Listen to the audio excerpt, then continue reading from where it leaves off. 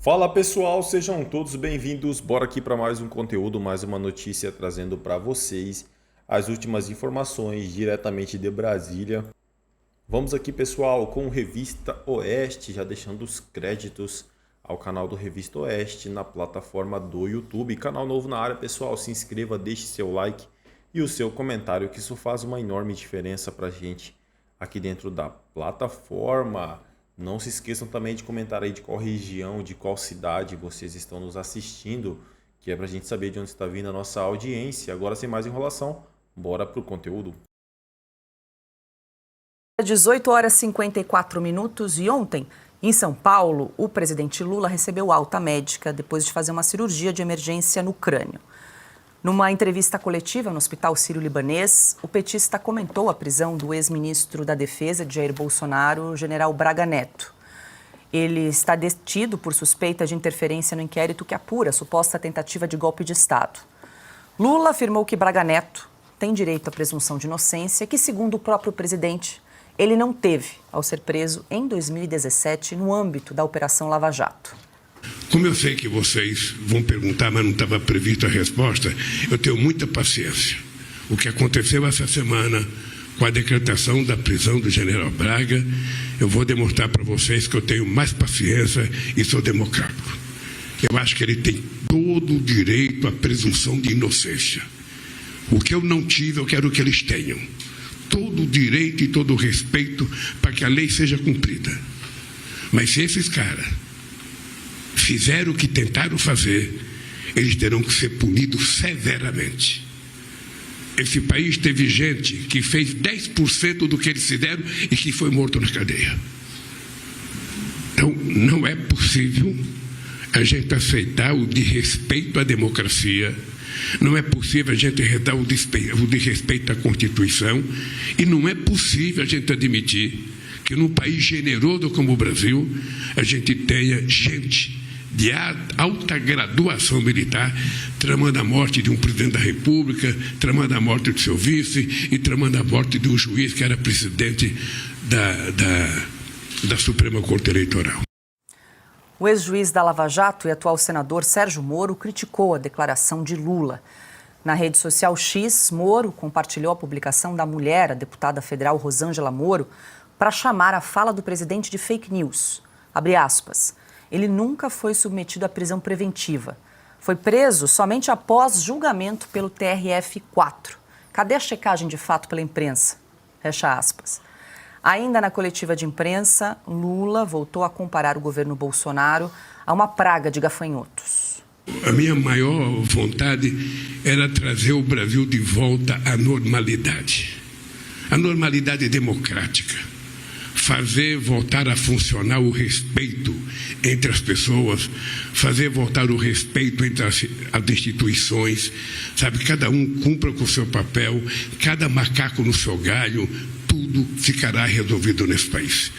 E eu voltei para dizer que nós vamos fazer um grande governo. Nós plantamos até agora, recuperamos tudo que tinha que recuperar. Vocês sabem a quantidade de coisa que estava desmontado nesse país, porque, na verdade, o Brasil não teve um governo de 2019 a 2022. O Brasil teve uma praga de gafanhoto que resolveu destruir os valores nesse país. Impressionante, né, Silvio? Parece estar sempre em campanha, né? Sempre no palanque. Não, e é um mentiroso incurável, né? Absolutamente incurável. E a essa altura da vida, ninguém acredita que ele vai mudar, né? Vai morrer assim quando chegar a sua hora. Olha, o Lula dizer que não teve direito à defesa, não teve a presunção da inocência, é simplesmente chamar o brasileiro, o pagador de impostos, de idiota. É exatamente o que ele fez. O Lula foi condenado em todas as instâncias até chegar ao Supremo Tribunal Federal. Ele foi condenado em Curitiba, depois ele é condenado pelo TRF4, como citado aqui, depois o Superior Tribunal de Justiça. Ele é condenado em todas as instâncias, só para falar do caso do Triplex. O advogado dele, que hoje é ministro do Supremo Tribunal Federal, por ter conseguido reabilitá-lo politicamente, tirá-lo da cadeia depois de 580 dias e recolocá-lo na vida pública, hoje é ministro do Supremo Tribunal, Cristiano Zanin, apresentou 400 recursos. Foram 60 delações que citam a figura do PT, do presidente Lula. Então é uma vergonha ele dizer uma coisa dessas. Essas pessoas, por exemplo, que estavam armadas com um batom e escreveram com um batom numa estátua de pedra em Brasília, condenadas a 17 anos, a 15 anos, a 10 anos, apenas...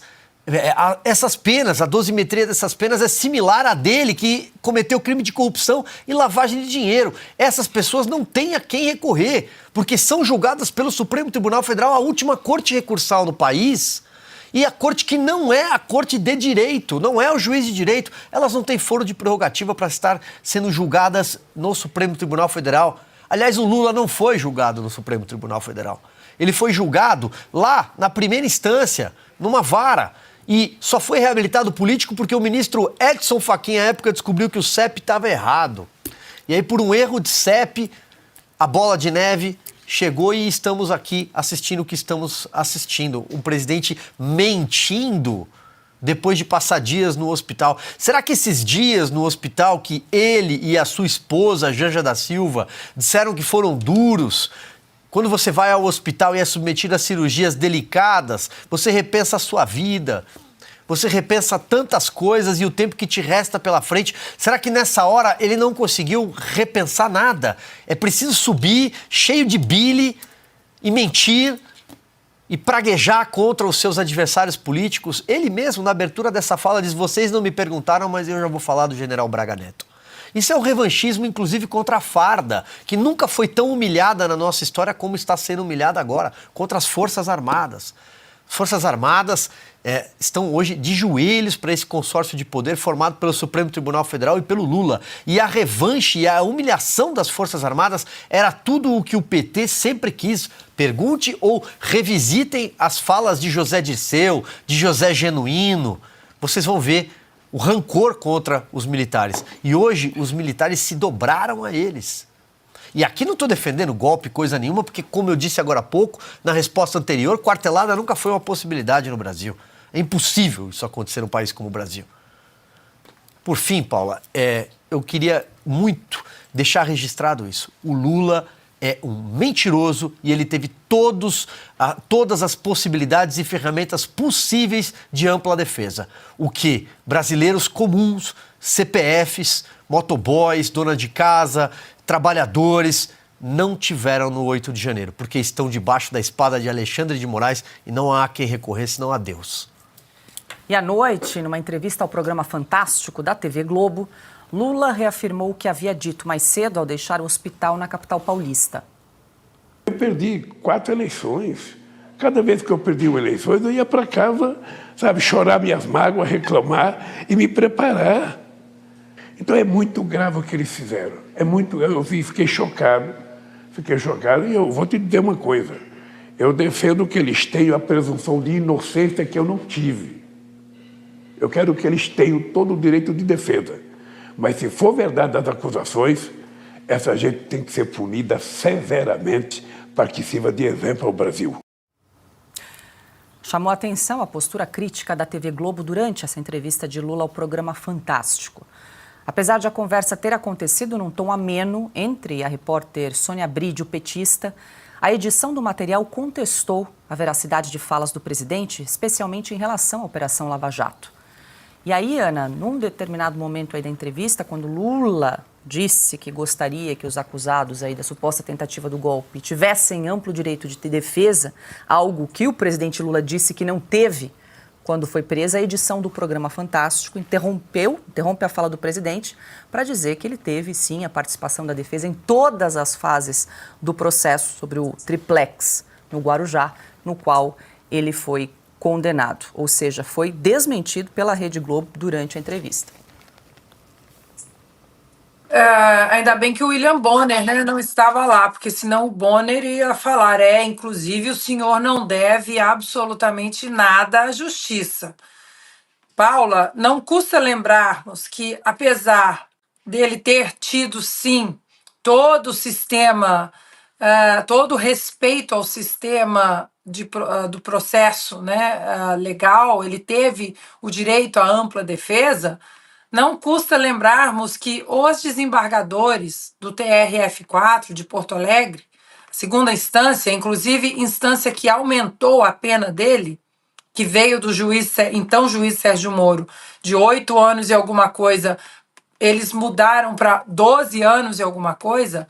Os 3 desembargadores do TRF4 que condenaram e aumentaram, primeiro que chancelaram a condenação e aumentaram a pena, os 3 foram indicados pelo Partido dos Trabalhadores, por Lula, por Dilma, por todo, né, o aparato do Partido dos Trabalhadores. Então ele teve sim, só que é o que ele disse, ele está aplicando diante, né, do povo brasileiro o conselho que ele deu para o Maduro. Você tem que mudar a narrativa, você tem que mudar a história.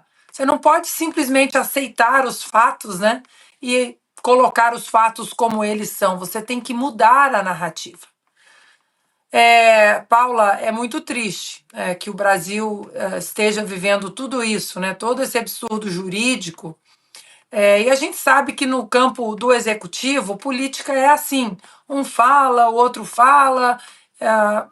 Os checadores, né, das notícias aqui nas redes sociais, muitos quietinhos em relação à fala do Lula. Mas é por isso que, para mim, a agenda de 2026 para o governo no Congresso, para o Executivo e para os juízes alinhados ao Executivo no Supremo Tribunal Federal, vai ser a agenda de censura.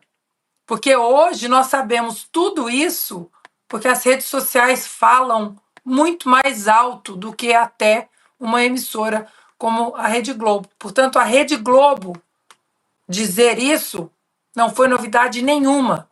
O brasileiro hoje detém o poder da informação. Bom, Augusto, a gente não pode deixar de trazer à tona, já que estamos falando aí desse assunto, daquele vídeo do ministro Gilmar Mendes emocionado naquele julgamento do STF que decretou a suspeição do então juiz Sérgio Moro, em que ele presta uma homenagem ao então advogado de Lula, Cristiano Zanin. Campeão mundial de recursos apresentado. Eu acho que falo em nome do tribunal de reconhecer o brilhante trabalho da defesa. Sem dúvida nenhuma, nós vimos um advogado que não se cansou de trazer questões ao tribunal, muitas vezes sendo até censurado, incompreendido. Mas ele tinha, vamos reconhecer, uma causa muito difícil, muito personalizada, e sofreu, inclusive, com este congraçamento, procuradores, juízes e mídia. Nós temos que reconhecer, e acho que nesse ponto nós fazemos, eu faço, o ministro Cássio, o ministro Carmen, o ministro Lewandowski, o ministro Fachin, todos que já tiveram oportunidade de advogar, eu acho que faço na pessoa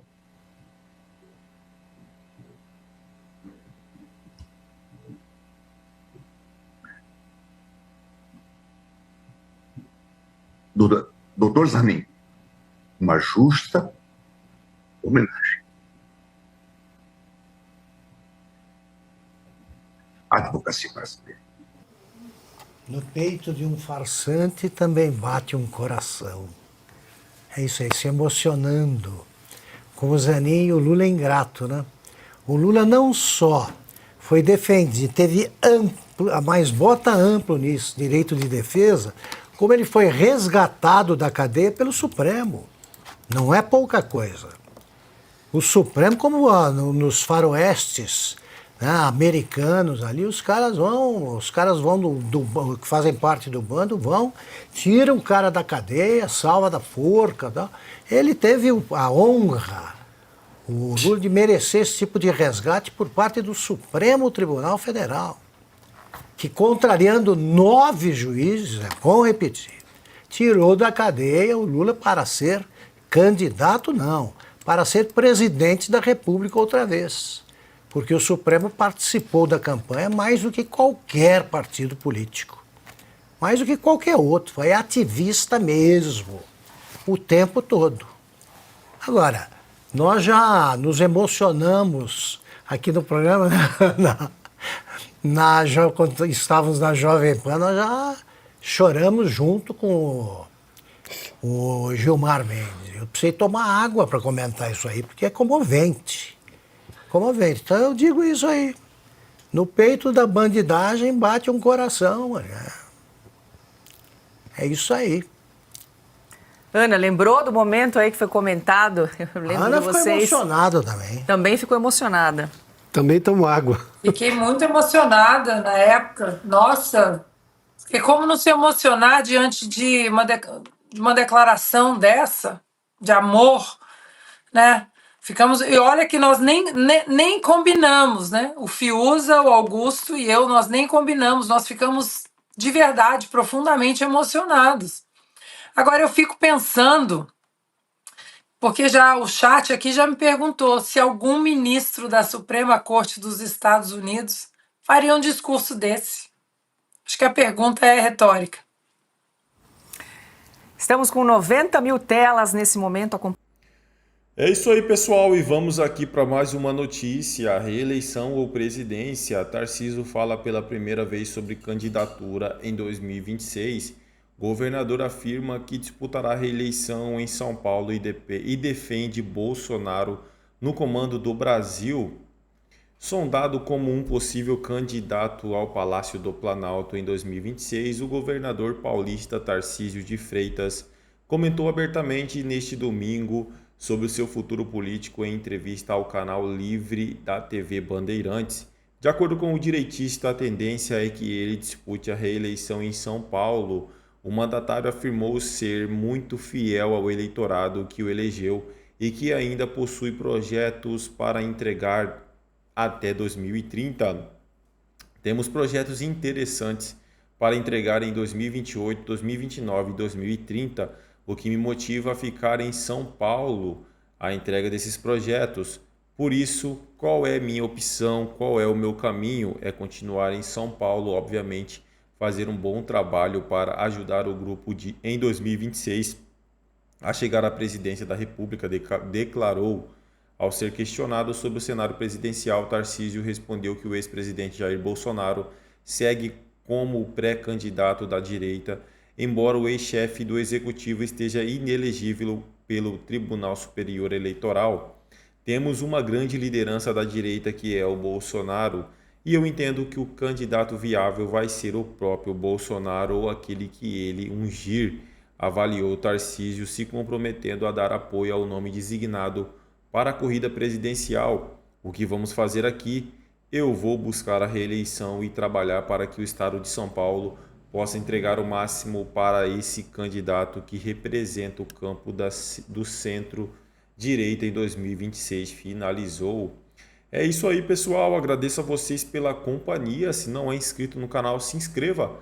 Deixe seu like e o seu comentário, que isso faz uma enorme diferença para a gente aqui dentro da plataforma. Se não é inscrito no canal, se inscreva. Se não ativou o sininho das notificações, também ative. Pessoal, lembrando que quando ativar o sininho das notificações, assim que a gente postar um conteúdo relacionado aqui à política, a todas as notícias do que está acontecendo, chegará diretamente em seu smartphone ou em seu computador. Agradeço pela companhia e até o próximo conteúdo.